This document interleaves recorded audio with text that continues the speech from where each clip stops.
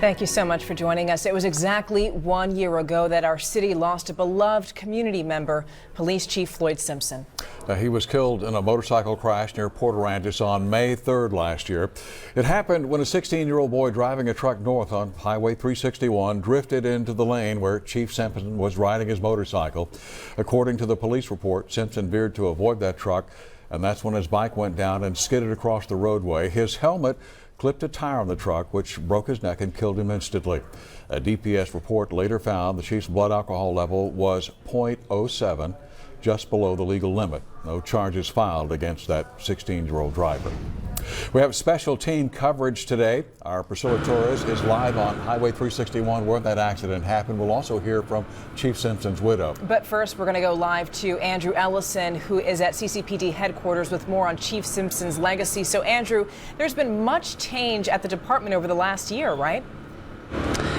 Yes, Steph, in a lot of ways there have been some changes, but in a more metaphorical sense, the leadership has really been consistent. You know, today, of course, this parking spot belongs to our current chief, Mike Markle. And while Chief Simpson, the late Chief Simpson's name, isn't written here anymore, many of the initiatives he started live on today. For starters, he was the ultimate champion of transparency. He wanted the public to know what CCPD was doing and why, something the department continues to do today. During his time as chief, Simpson also took on distracted driving. Tired of seeing people hurt or killed from drivers texting on their phones, he pushed for the passage of our distracted driving ordinance, which prohibits talking or texting on the phone when behind the wheel. Simpson's successor, Mike Markle, continues to enforce it. The department wrote over 640 tickets for distracted driving just last month. It's not a numbers-oriented mission, but it's a lot of contacts. And we're trying to make that, public so people know that we're out there. When they see an officer, they should be thinking, oop, I better put the phone down. In fact, Simpson's legacy goes beyond the walls of CCPD. His death put a lot of focus on Highway 361 between the island and Port Aransas. For that part of our team coverage, we go live to Priscilla Torres. Priscilla? Now, some safety improvements were made almost immediately after Chief Simpson's death here along Highway 361 when rumble strips were placed in the middle of the highway, but we're told more improvements are coming. TxDOT says after Chief Simpson's accident, rumble strips were placed along the center of the highway to alert drivers who have crossed over the center lane. That project has been done for a few months now, but over the past year, TxDOT has been working to get funding for an expansion of this busy stretch of highway. From Port Aransas to approximately the Palmilla Golf Course, the highway will be a 5-lane highway.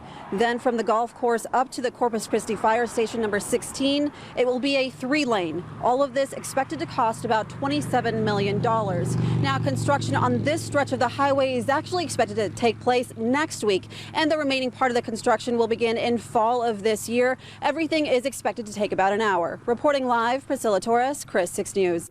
All right, thank you very much, Priscilla. Well, the loss of Chief Simpson was hardest on his family, and no doubt it still is. His widow, Tanya Simpson, spoke about that today with our Anieli Ruiz, who joins us now here in the studio.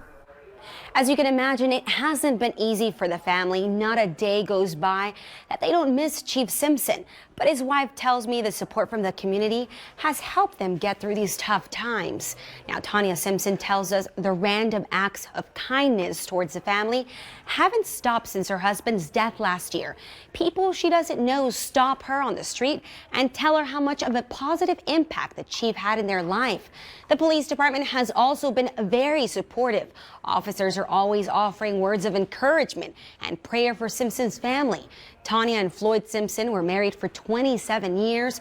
She says she'll always remember him with his caring personality. He was a gentleman. He opened doors, flowers. He was a gentleman. He was a gentleman. That's how I remember him. So loving. I miss that smile, and I definitely miss that laugh, that funny laugh.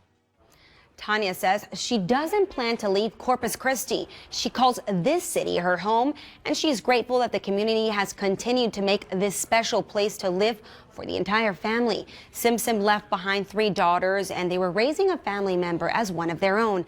Tanya tells us all the kids are in school and doing great. Stephanie?